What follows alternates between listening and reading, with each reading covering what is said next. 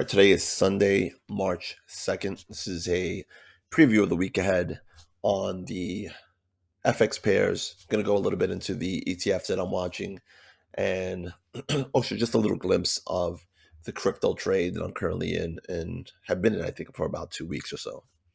So we're going to start off with Euro USD and pretty interesting week since that 1.05 area has been pretty much like a wall. I mean, we've had nice moves up to the same area and then a complete rejection to end the week. Moving forward. So once we had that resistance here, I thought pretty much we were going to try to break up a little bit higher to maybe 1.0550. But again, that wall has been pretty strong. So basically, I'm still on the long side here. Positions are still good, and the reason why I'm still holding long is because, number one, I still believe in this broadening pattern here. Usually, we get once we get a breakout, we get a little pullback, and then we continue higher to the intended target. Now, for me, I'm still looking at 1.06.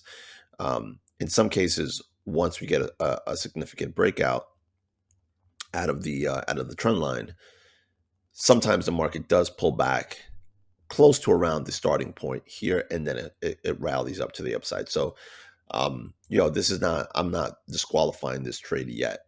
If I remove these trend lines here that diverge away from each other, I think this happened. Okay, so I drew a trend line right over here to show the resistance area. So what could be possibly happening here is we have that swing down, pull back, then a move all the way down, resistance, pretty much resistance a few times here, pulled all the way back down, another run up to this area right here. Then we had that big gap down, which still qualifies as a move down based on the Trump tariffs. Then we had that swing up again, and now we're on our way down. So I'm wondering if we're going to stop maybe around 1.035, somewhere around this area, and then try to rally up. It's kind of like, I'm not much of a inverted head and shoulders guy. I don't really trade those patterns, but I do pay attention when the market's possibly making some kind of V bottom. You can see right here we have a low here, another low, another significant low, and then could be setting up for another low equal to this area over here, 1.035, and then continue higher. But nonetheless, I will be watching this area right over here. If we start trading anywhere below here, then yeah, there's a big danger of this continuing to the downside, and then we start making new lows. But as of right now, I see that we could still possibly recover if we start moving just a couple of pips down and seeing how we have to see while the price action is going to react to that 1.035 area. If you're going to push hard down to revisit these lows, or we're going to make a move back up and start, trending a little bit higher. So that's that one remains to be seen.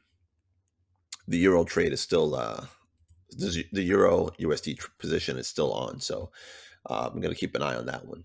Moving on to the pound dollar. Now, this one was after the nice breakout, it just continued higher, and my original target for this was 1.26, 1.27, and this one had already reached target, but it can go much higher. If the Euro USD starts going up, I could see this moving up maybe to about 1.28. Considering there's a previous resistance here. But yeah, this trade was nice. Obviously, I was long somewhere around this zone here. And once we got that big gap down, I actually closed that trade for a small profit and started focusing more on the Euro USD trade. And obviously, it recovered really nicely, moved up to the targets. But the Euro USD trade is my main focal point right now on FX pairs. So don't know what we're going to see on pound dollar. I still think it might make another run to the upside before it starts making a move for lower lows. So we take a look at the USD JPY. I actually have this drawn up. Now, this is kind of like an inverted broadening pattern. You saw on the Euro USD, I have it or actually on the pound dollar, you could see this broadening pattern where prices, I mean, not the price, the trend lines diverge away from each other. And that usually happens when, we start getting one of those megaphone patterns and price reverses, kind of like an indication that the market's going to reverse. And we had that here on the USD JPY. And it pretty much, if I was going to initiate this trade based on the qualifiers here, you had that broadening pattern rising, which is bearish. And then you had that divergence on the MACD. And my target would have been about 50% of the breakout to the downside. So when I take a look at the Fibonacci ratios and I look at where I would want to exit this trade, I mean, it was right on the money, right on 50%, right? Which is equal to this previous low right over here. So I'm not really following. I don't really see anything as of yet where I would want to initiate something on the dollar yen. But right now, I'm wondering to see if maybe if we're going to get some kind of resistance right over here by that 40%, 151.155, and then making another low, maybe to this Fibonacci area, about 62%, which is around close to about 147. So I'm still keeping an eye on it, but I don't see anything I want to get involved in right now. So that's pretty much it for the FX pairs. I don't really, it's just more of a wait and see approach for me on the Euro USD. I just want to see how that works out, and just keep monitoring this area right over here to see if we're going to break it, or if we finally recover and get over the hump and start trading about 1.06 or 1.065, somewhere up here. Moving on to the ETF trades. Now, this one is interesting because the SOXL, I was actually watching this one. Let me just remove this or hide it. I was long for about an average price of 30. Once I saw this this candle here, I was like, okay, it's probably going to be time to move on and just reevaluate, just get out of this trade. And considering still that I had that hidden divergence here, I didn't want to hold on to that risk.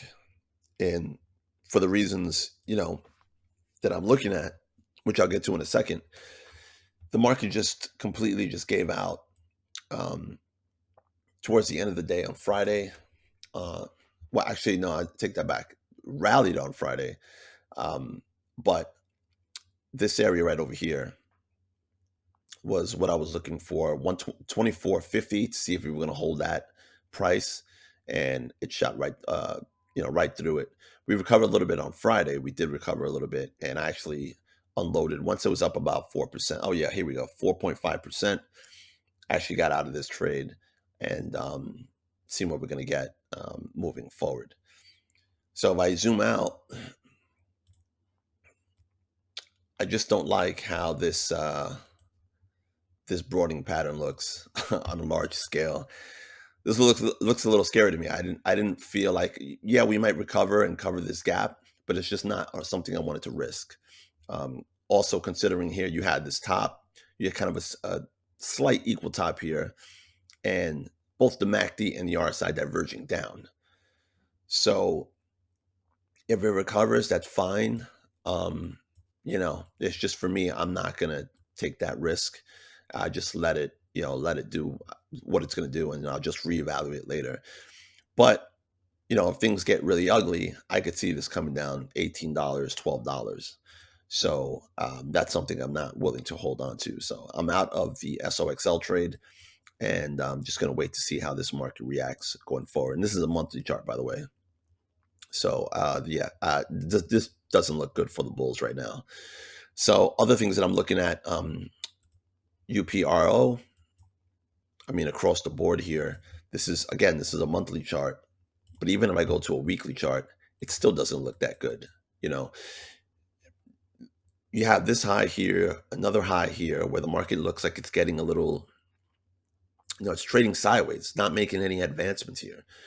You have divergence on the MACD and divergence on the RSI, along with this trend line going up, and you have this just in this trend line here indicating that it's a previous high and then a higher high, while the momentum looks like it's swinging to the downside. So again, that's another reason why I didn't feel comfortable wanting to hold onto that SOXL long position. Move down SPXL, or actually I can go up to TQQQ. This is another one I'm watching. If we start moving hard to the downside, I will consider putting put options on this trade. And right now, it's just, again, you have this equal high, and you have this trend line going up. So it's kind of like a triangle, but you have both the MACD and the RSI showing momentum, possibly to the downside. If I look at a monthly chart, again, it's the same thing. Divergence on both the MACD and RSI, while it looks like it's getting a little choppy up here. So, but again, if I move down to SPXL, same thing. Go to the weekly chart, and it has that same look as UPRO. This just doesn't look very bullish to me. I mean, whether, if it recovers and it starts trading higher, so be it. But just based on the pure technicals here, I just don't see, possibly this market continuing higher before I move to the downside. Now that could be go out the window and say, I'm not going to say we're going to collapse or anything like that, but I do feel that we might be getting in the middle of a potential pullback. So that's something, again, I didn't want to risk. Let's take a look at TECL. Again, same type of momentum to the downside. You can see here again, now there's a bit of a gap here, but we have to see if that gets filled and start moving to the downside. QLD, same thing. SSO, same thing. QQQE, same thing on both the weekly and the monthly. So that's why I'm kind of like staying aside, and I'm actually keeping an eye on TQQQ or TQQQ. I'm taking keeping an eye on this one here. I might want to take a short position here, or a put option, I should say, and see if maybe we can visit maybe $50 area. But on the monthly also, I'm taking a look at this one. This one really stands out to me. So we'll see if the market tries to recover and just picks up, and then we start making new highs. But if not, and we start seeing more weakness, I'm going to go ahead and see if I can take advantage of that potential move. So that's it for the ETFs and what I'm looking at. Finally, on the cryptos, MATIC. If I take a look here on the weekly, it's finally recovering. Again, I bought at 30 cents and dropped down to, I think, as low as 25 or 24 cents.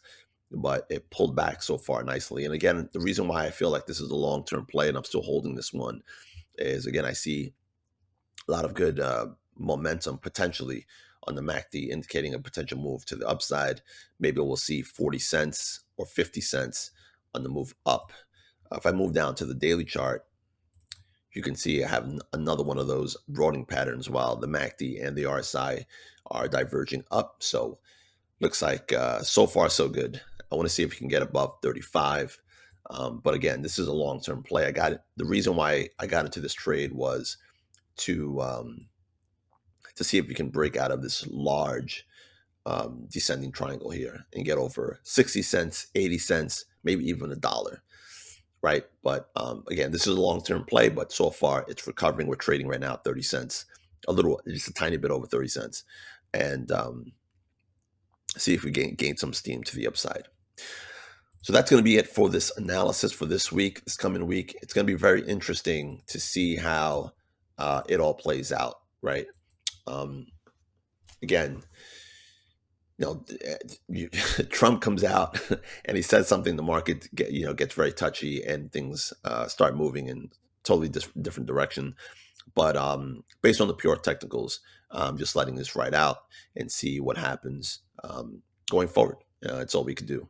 So we'll see you on. I'll see you on the next market preview. And with that said, good luck and trade safe.